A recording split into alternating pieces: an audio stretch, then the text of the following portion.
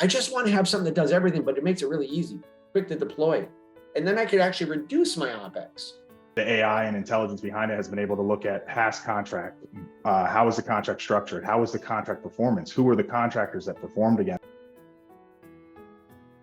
Thank you for joining the Raindrop Think Tank series. My name is Dave Cravens, and I'm going to be your host for today. Today's topic is the future of procurement operations and the impact of emerging technologies.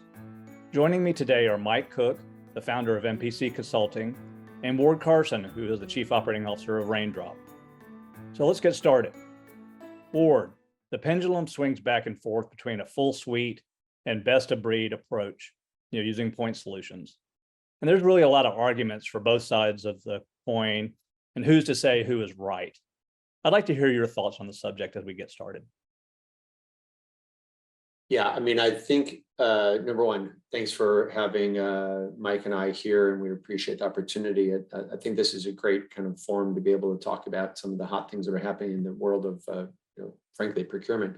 But over the past decades of experience in working in procurement, you start realizing that there was a need to service and support all the outflow of funds from my company. And how do I get my arms around all those different functions? Because it's several and many. And so you started off with just the ability to ask them in the front door. Someone sent an email, 20, 30 years ago. I want to buy a widget today. Okay, that's great. Then where does it go from there? Maybe workflows weren't really a big thing. So you had to chase them down. And then I would go to the next resource and so on and so forth. Then you had to go negotiate a contract, probably always done in Microsoft Word or something version of that. And you start to get the idea that you have to plug in all these different cycles. So a tool was built, and it was a perpetual based license on premise, and it would work its way through trying to get some things done. What you started realizing, and people are like, you know what, there's a better way, but I'm just going to go and operate on this one piece of the pie on the face of the clock, better than what's that whole kind of full suite thing that was built out, chopped up. And so I'm just going to solve this one problem. And they do it really well. And the rise of the point solution comes in, which is fine, nothing wrong with it. The problem is you have to start now plugging all these point solutions together. It's what Ward has personally called the point solution conundrum. So maybe I have the intake, let's call it orchestration. And then I have the supplier management and supplier onboarding. And then I have the DEI component. Then I have the sourcing component. And then I have you get the idea. So anyway, as I keep on plugging in all these different systems, what do I get? Well, I get CapEx because I have to deploy them. I have to hire professional services to do all the configuration implementation. So that's a big hit. On every system, I have CapEx hit. Peanut butter that over the 36-month term, that's fine. And then I have the OpEx, which is the run rate. Oh, the thing we're not thinking about? How about all the professional service resources inside my company, my employees, keeping all these systems alive? Or something breaks, I have to call up Accenture. That's, $350 an hour. Good luck. So you start to get the idea that you have all these point solutions that start to get built in. Why? Because the whole full suite wasn't able to do the job as well as point solutions who were easier to use and quicker to deploy.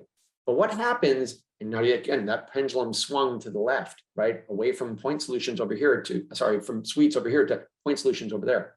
Now what happens?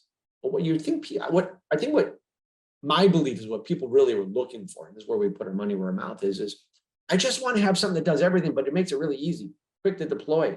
And then I could actually reduce my OpEx because I have now 6 or 10 different solutions. What if I had just 1 or 2?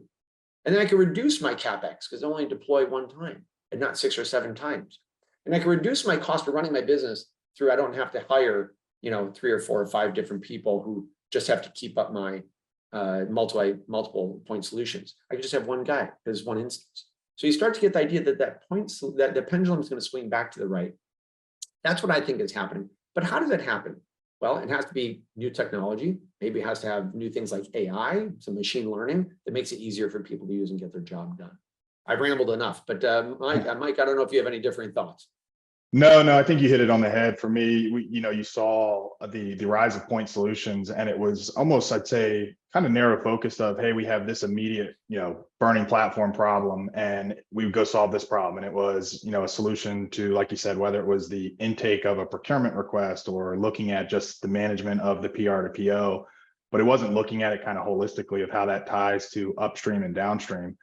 Now, I think what you hit on the head is it's now come full circle where it's not necessarily point solutions, but it's how do I enable a platform that, like you said, is intuitive and easy to use. So really, when you look at speed to value, user adoption, you turn it on day one and you're able to get value out of it.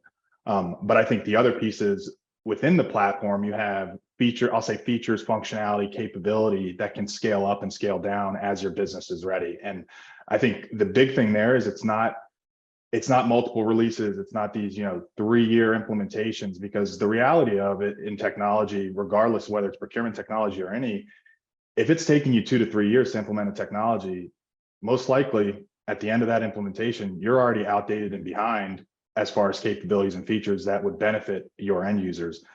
So I really think we've seen it swing back where it's not necessarily point solution, but it's enabling specific capabilities within the platform. And then I think the other thing is when you look at retiring technical debt is the interoperability. So, you look at just the connectivity of, whether it's, an asset management system or something that you're plugging into, when you look at, like you said, your CapEx or OpEx to get the full picture, having a platform where you're running all of this, whether it's, solicitations or contracts or your transactional procurement, being able to tie all that in and get a holistic picture, but it is truly more of a plug and play. You're not having to develop, custom integrations for every single data feed or data you need, because the reality is, right, we're just only going to continue to get more and more data. And so being able to have that in a single platform allows you to make those better decisions upstream when you're looking at whether it's recompeting a contract or pre-qualifying additional suppliers or identifying additional suppliers.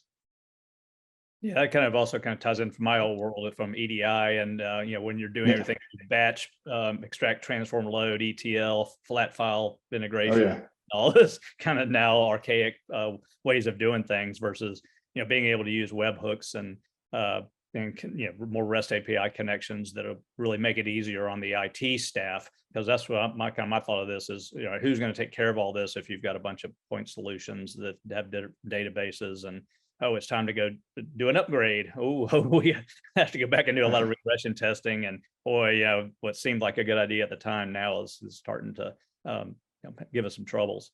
So I know that's where the thing comes in for me, is that you have this multi-point solution, the point solution conundrum I talked about.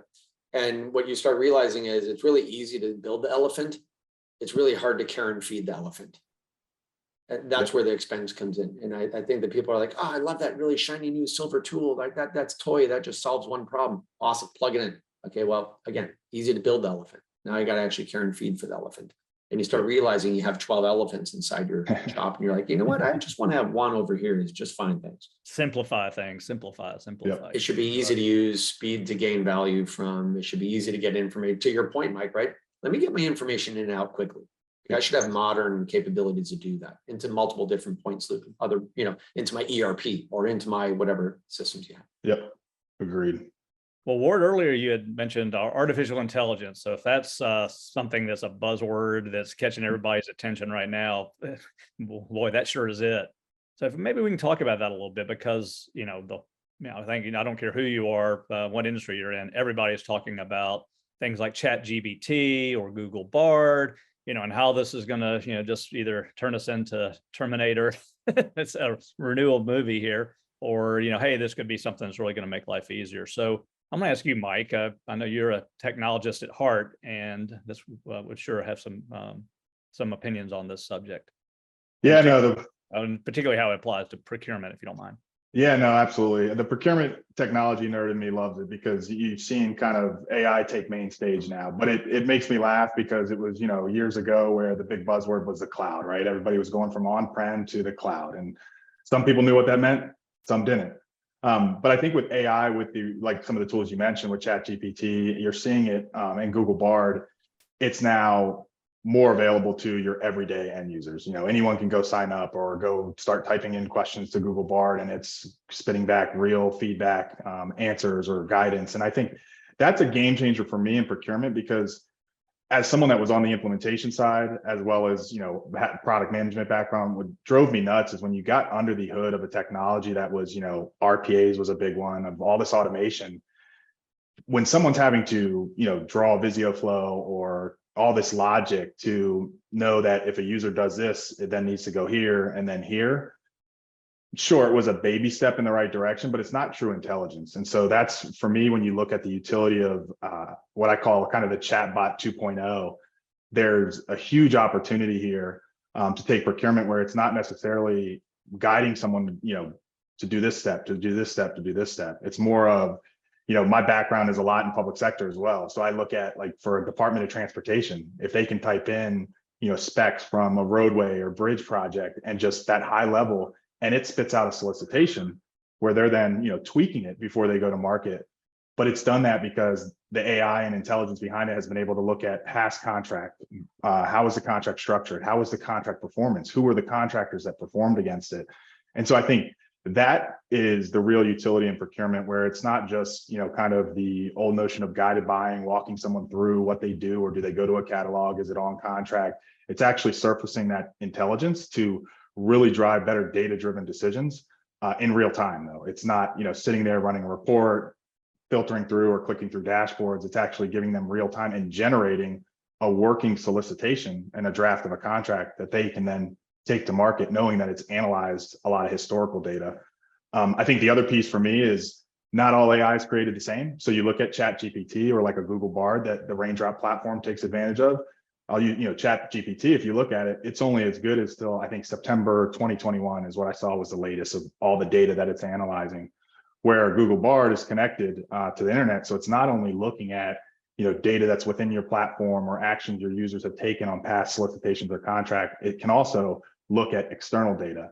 I think that's really big because that connectivity to the internet, when you talk about supplier performance, we all know, COVID a couple of years ago flipped everything on its head as far as our operating model, how we use technology.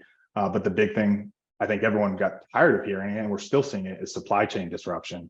And so when you look at the ability to leverage something like that, to look at not only your tier 1 supply base, but your tier 2, and tie that into more, and I think it's a big catalyst for true predictive analytics, because being able to look or kind of do that forecasting model in real time, leveraging that intelligence, allows you to make proactive decisions, whether it's from a potential supply chain disruption, whether it's supply, whether it's supplier performance, and make decisions or proactively address it before it becomes a major issue. There's another thing I want to hop on, which is, so that's kind of more operationally, I need to go buy my widget, whatever that happens to be. And I want to have it collect intelligence that's able to tell me, okay, historically, here's what you've done before, and here's what's available to you.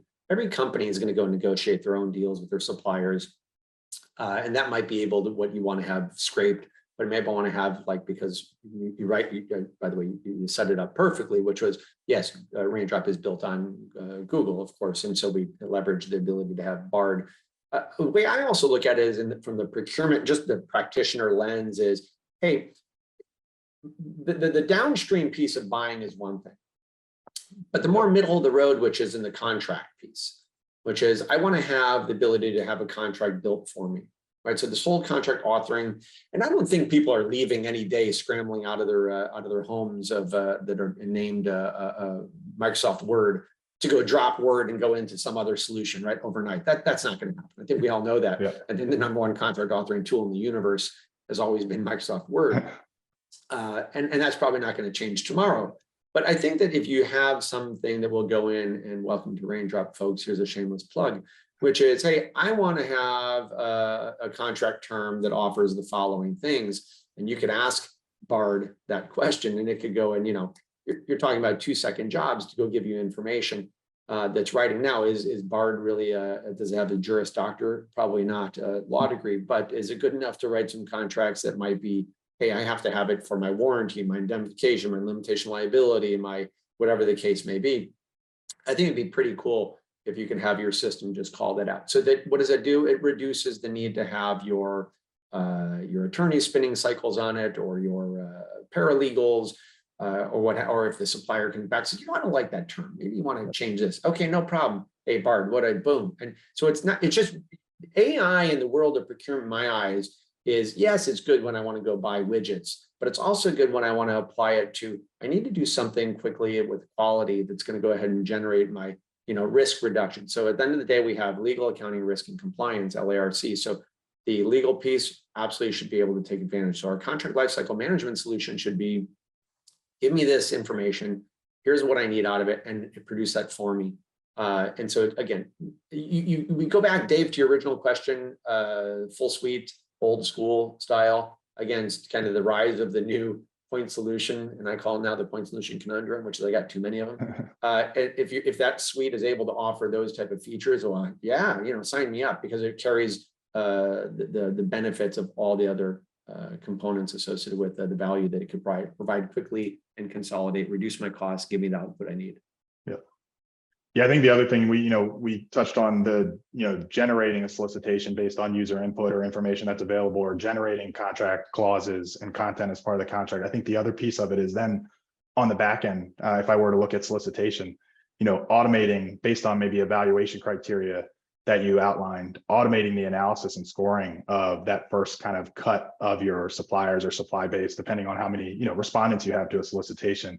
And then contracts, you hit it on the head. Microsoft Word, yeah, the authoring tool of the world, but it still requires an individual to go through and pull up, do a compare, look at the clauses when it comes back, assuming hopefully there was redlining enabled, and do that comparison. I think the other piece is on the back end of that, as you're going through negotiations, the auto analysis and comparison of where there was a change to a clause where it's flagging it. I like to say it allows you to go to an exception-based model where you're automatically tagging exceptions that require a legal review or require IT security, versus someone having to go through and look at each one, compare, and then kind of send off to the appropriate party to take action or review. So it really cuts down, operationally from that manual intensive review on the back end, whether it's, solicitation evaluations as well as the contract negotiation process. And maybe this world would be a better place if it also helps the attorney in the world doesn't have to sit there and try to say, is it actually an and or is it a the? Okay, or real value added benefits. Absolutely. Well, gentlemen, it's been a pleasure hosting this event today. I appreciate your time, and we look forward to talking again in the future for other topics that may be coming up on our Think Tank series. So have a great afternoon. Yeah, likewise, guys. Really appreciate it. Outstanding. Great to see you, Mike. Great to see you, Yep. Dave. Thanks again You for the too. time, guys. You Take care.